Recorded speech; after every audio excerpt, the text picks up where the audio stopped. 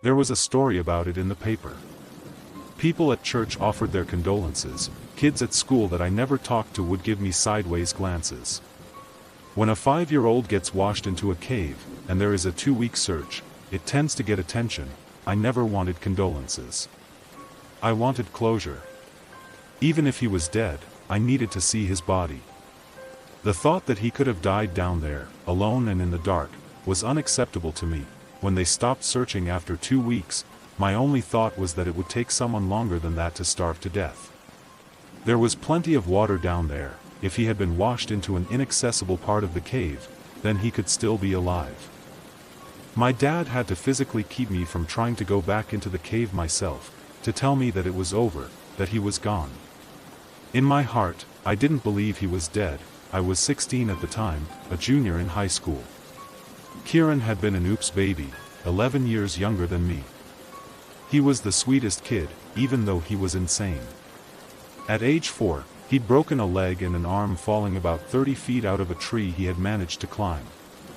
He was always running around climbing and jumping off of things, yelling and laughing. He probably had ADHD in retrospect, but at the time he annoyed the shit out of me. I would try to do homework, and he would basically whirlwind into my room like the Tasmanian devil from the cartoons, jumping on the bed and tackling me. He wanted a big brother, but the age gap made it hard for us to bond. Any of my spare time after marching band and homework was spent trying, unsuccessfully, to get a girlfriend, and I didn't treat him the way I should have. 2 years later, after a lot of therapy, I've stopped blaming myself as much. I know that it was natural to act the way I did, to feel the way I did. That even if he annoyed me, it didn't mean I didn't love him, deeply. I know that I did. I know that I still do. When I went to UT for college, I met a couple people who were into spelunking. They didn't know about my brother, and I never told them. I couldn't bring myself to tell my parents, knowing what they would think. But I picked it up fast, with a conviction that I knew was illogical. I wanted to find his body, or find him. It was denial, I knew that much. But I had nightmares about him, nightmares that he was in that cave, in the dark screaming my name, but I couldn't find him. After nearly 3 years, they never stopped. My therapist had a whole bunch of thoughts on the matter, as did my parents. But I knew what would give me peace, in a way that nothing else could, finding his body. Partway through my freshman year, an opportunity presented itself. Kieran had fallen into a creek that went underground. Since then, we had had record drought, and the creek was nearly dry. More than 2 years before, the team had explored everything they could, but the path of the water was not navigable. It was a tunnel completely filled with a fast current, too dangerous to try and send anyone down even with scuba gear. I needed to see what it looked like now. I should have told someone I was doing it, even just my friends that taught me caving. Instead, I drove back to my parents' neighborhood, took a dirt road into the forest, parked my car, and went back to the cave, for anyone not from that part of the country. It's all limestone. Water eats through it easily, and there are caves everywhere. Most of them aren't as deep as this particular, but it's normal if you have a few acres of land to have a cave on it. This particular one was in a gully a couple hundred yards from the house I grew up in. Getting my gear out of the trunk, I walked through the familiar hickory and maples, feet crunching on the dry leaves, down the rocky hill to the creek. The mouth of the cave was small, only about 2 feet high and 3 feet wide. I could still picture the yellow tape, the police officers directing volunteer search parties day and night. Standing there in the quiet forest, I stared at that black opening. As I had so many times. Even though the cave was significant, they'd already explored everything they could, mapped it thoroughly. The water didn't even go over the top of the rocks in the bottom of it as I crawled through without getting wet, besides a little mud. I had the cave maps they made memorized, but still carried a laminated copy.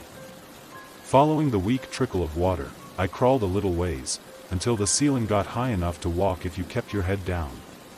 All I had to do was follow the water about 100 feet, then see if the tunnel was clear.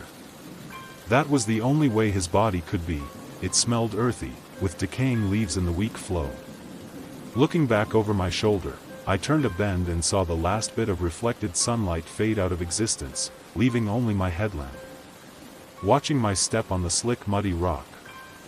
A little salamander wriggled out of the way through the silty water. My heart was pounding in my chest as I made my way deeper into the earth, seeing how little water there was. Every inch of the cave had been checked, except for where I was headed. If the passage was clear, I would be the first person to ever go into that part of the cave. Well, the second. The black hole was shaped like an oval, a little over a foot tall and about 2 feet wide. 1 to 2 inches of water ran down the bottom of it. A knot formed in my throat, half feeling like I would cry and half feeling like I was scared. I knew that I should get someone else, but I couldn't stand thinking about what they would say.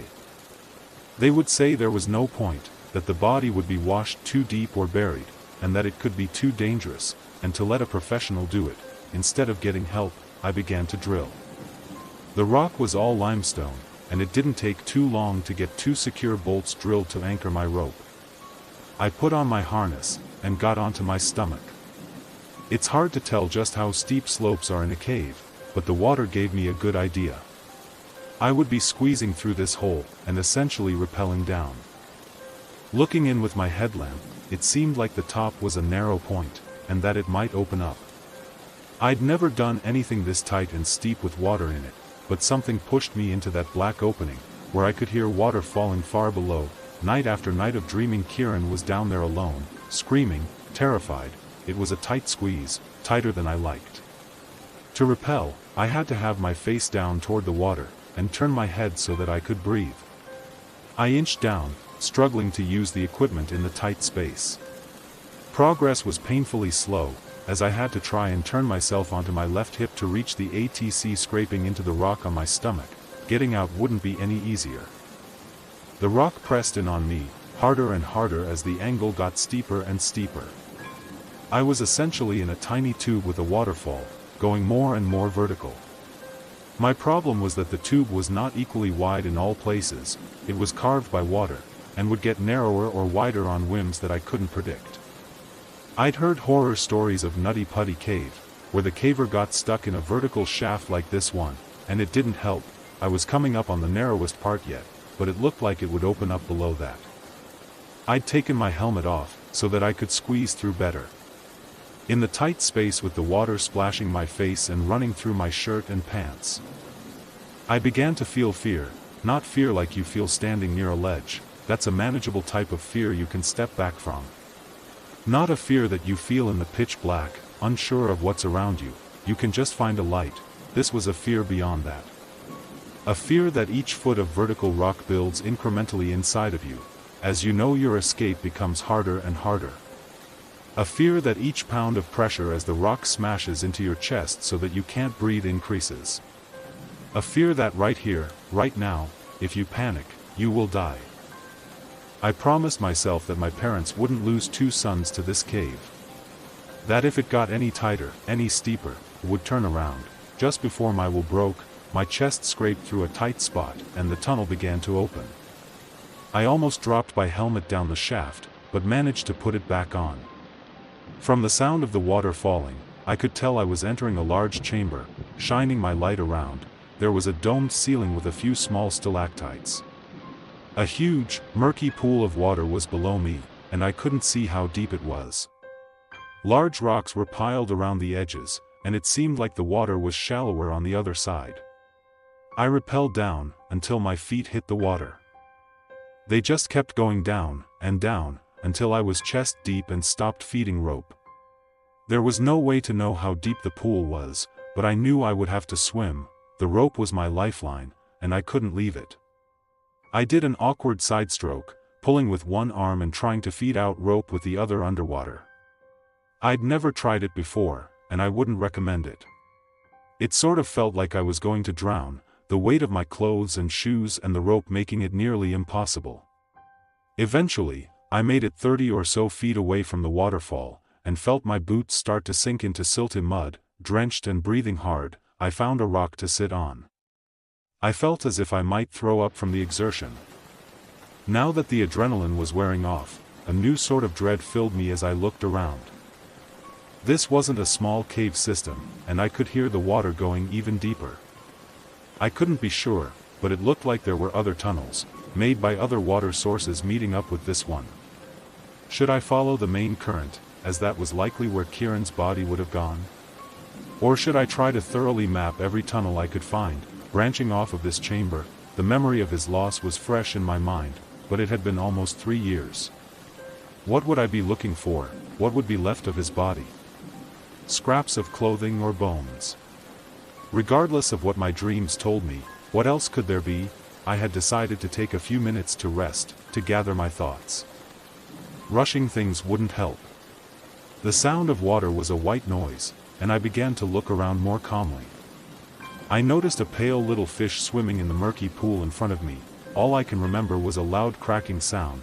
Thank God I was wearing my helmet, or I would have been dead. It's strange how when you get hit on the head, you can lose your sight and sense of balance, but still hear things. I was shocked, but knew that I must have a concussion. There's no way for me to know if I was unconscious for a second, or a minute, but I tried to scramble back to my feet in a panic. A rock had struck me, from above. It must have come off of the steep side of the chamber, from a hidden ledge. My leg was hurt, I could tell that much. There was a sharp, pulsing pain on my calf that I'd never felt. It was bad. I kicked my leg by reflex, only realizing consciously what my instincts had already figured out, only seeing the impossible as my dazed head turned around, and a scream escaped my mouth. He was eating me. The emaciated boy was pale as death, bloody teeth digging into my leg. Blind eyes were wide open, deep in their sockets, above sunken cheeks. Over and over he bit me, with a hunger I could never understand. His arms were smaller than my wrists, his collarbones sticking from his chest. I grabbed his shoulder, and threw him off of me in terror. He couldn't have weighed 30 pounds. For a second I saw him stand, my blood dripping from his mouth and over the ribs of his chest, before he ran into the darkness. Kieran. I screamed his name at the top of my lungs, went to chase him. Still confused from the head trauma, I was yanked backwards by the rope still attached to my harness. I frantically unlocked the carabiner, and ran the way he had gone, ignoring the pain in my leg. Drops of black blood lead me to a low, narrow tunnel. In my headlamp, I saw his little feet disappearing around a corner. The crack he had squeezed through was impossibly small. I could never fit into it. Kieran, it's me. It's Chris. It's me. I began sobbing. Why couldn't I have grabbed him?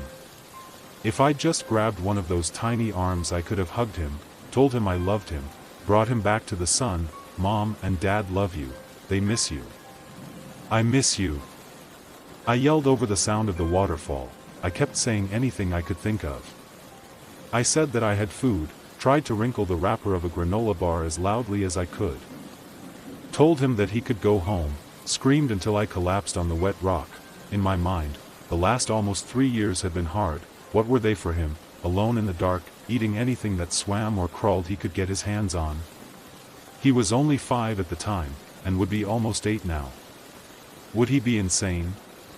Remember who I was, or even who he himself was? Looking down, a trickle of blood went into the main pool, dyeing it a dark color at the edge. I was bleeding, a lot. If I didn't stop it, I wouldn't make the climb back up, and no one would know that either of us was down here. Wrapping the leg as tightly as I could, it kept bleeding. I didn't really have the tools to make a proper tourniquet, but tightened the knot as hard as I could, until I screamed. Before I went, I left the granola bar unwrapped at the base of the crack Kieran had gone through, along with a spare headlamp turned on to the lowest setting. I screamed that I would be back, promised him. Before eventually turning back to the pool, I pulled myself along the rope to the base of the waterfall. Painfully, I made my way back up it, and somehow squeezed through the crack. I barely remember, to be honest, just the suffering of it, and wanting to give up. I didn't give up though. Half for myself, and half for Kieran. At the mouth of the cave, I collapsed. Seeing the sun brought me to my senses just a little. I called my mom, and she answered. I told her I was at the cave, out back, that I was hurt. that I had found Kieran. I told her to call an ambulance. The leg is okay. I will be able to use it just fine, even though the scar will never heal. There was too much tissue missing. At the hospital, the doctors agreed that the injury on my leg was from being bitten, probably by a child based on the tooth marks. That fact alone was the only reason I could convince anyone that he was still down there, still alive. It seemed impossible, but he must have been eating the fish, or anything else he could find. They sent down a search party, but no one can fit into a lot of the tunnels he might have gone down. My parents are a wreck, understandably. Even 3 days later, my dad is hysterical and my mom is just quiet. They wanted to go down, to try and talk to him, but there's no way they would make the climb. I barely did. The rescue teams couldn't find him, and the tunnel is completely impassable to anyone other than a starved child. No one has seen him, but they put food in the crack I last saw him in, and when they came back the next day, it was gone. I never gave up on him, and I still haven't.